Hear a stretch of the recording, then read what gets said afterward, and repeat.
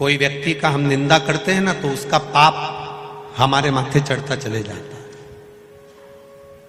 निंदा करने वाला, जिसकी हम निंदा कर रहे हैं उसका पाप। एक कथा पहले कही थी, आप लोगों के स्मरण में होगा। एक राजा को एक बीमारी लग गई, पूरा शरीर टपक रहा, गिर रहा, पूरा शरीर टपक रहा, गिर रहा, बड़ी भयंकर बीमारी, गल गल कर शरीर नीचे गिर रहा था। राजा ने सारे वेदों को दिखाया, सारे डॉक्टरों को दिखाया, पर राजा का शरीर ठीक नहीं हुआ।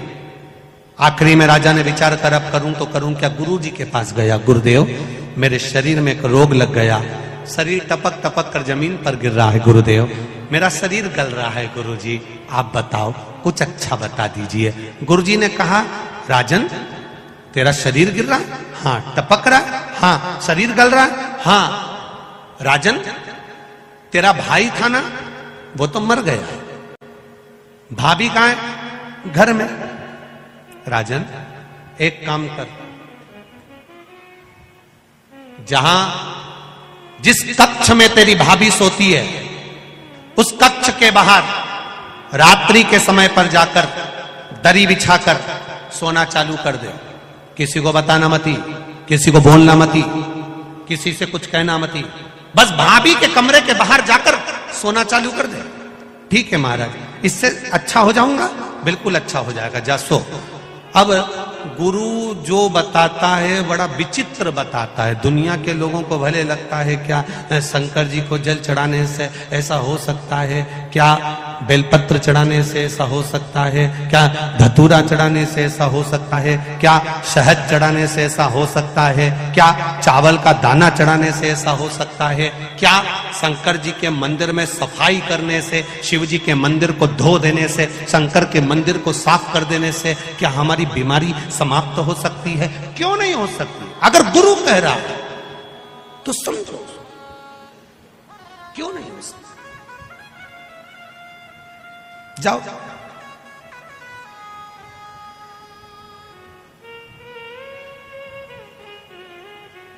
अब भाभी के कमरे के बाहर राजा सोने लगा। 15 दिन निकले, 16वें दिन एक दासी ने, एक नौकरानी ने, एक सेविका ने देख लिया।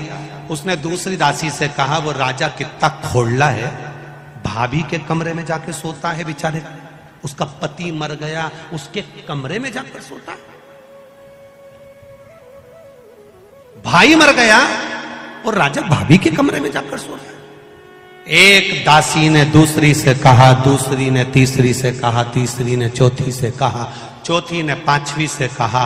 बात पूरे नगर में फैल गई। लोग राजा को गालियां देने लगे, अपशब्द कहने लगे, ताना देने लगे, आड़ा टेढ़ा कहने लगे, कोसने लगे, खूब अपशब्द कहने लगे।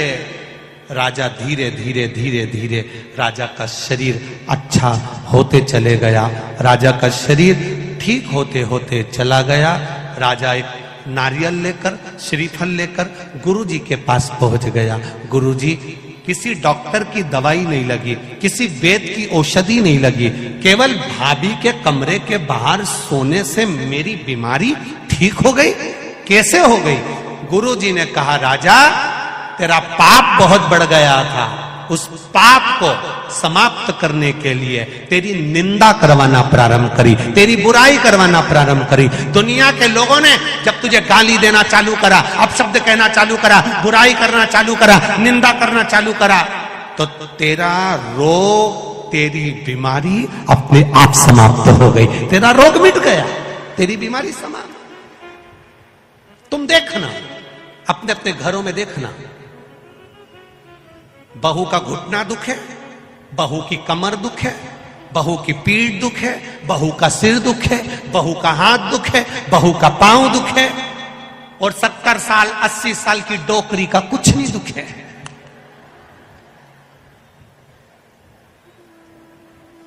वो बूढ़ी अम्मा का कुछ नहीं दुखता, वो माता का कुछ नहीं दुखता।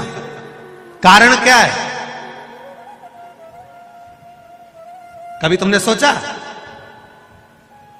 अरे ओ बदनावर वालों, कभी विचार करा कि सास का कुछ नहीं दुखता?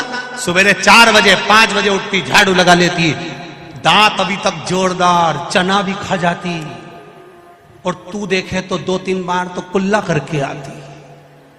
आंखें इतनी बढ़िया कि अभी भी सुई में धागा पिरो ले, और तू सुई में धागा पिरोए तो 2 बार चश्मा को उतार के साफ करके फिर चढ़ा ले। कभी विचार करा?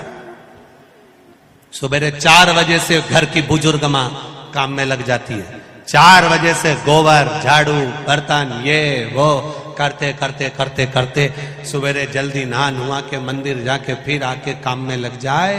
रात को सोते सोते तक भी कोई काम बता दे तो वो काम कर दे। मेहमान आए पानी पिला दे, रोटी बना दे, सब्जी बना दे, खिला खिलू के नची।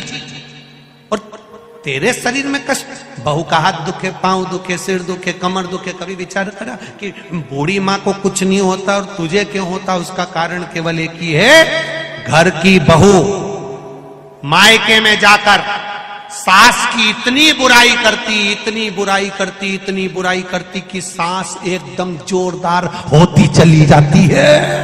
सास बीमारी नहीं होती, क्योंकि बुराई करते करते करते करते उसके पूरे रोग, पूरी बीमारी समाप्त। इसलिए सास होन आज भी एकदम ओल्ड इज गोल्ड, आज भी जोरदार। अब मेरा बहुओं से निवेदन है, सास को जल्दी निपटाना है तो बुराई बिल्कुल मत करो।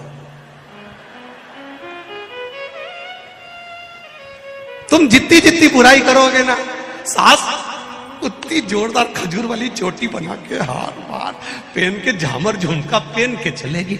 और तुम बुराई करना बंद कर दोगे तो सास भी धीरे धीरे धीरे धीरे धीरे धीरे फिर पलंग पे मिलेगी। अगर तुम जितनी बुराई करोगे उतनी वो रसोई घर में मिलेगी।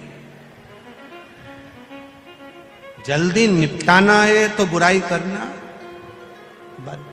अगर आपको हमारा वीडियो पसंद आता है तो हमारे चैनल को लाइक करें, सब्सक्राइब करें, और यदि आपको और कुछ सवाल पूछना है तो आप कमेंट बॉक्स में आके कमेंट कर सकते हैं। और आपको अगर किसी भी सब्जेक्ट पर, किसी भी चीज़ पर वीडियो चाहिए तो आप हमें कमेंट कर सकते हैं। धन्यवाद।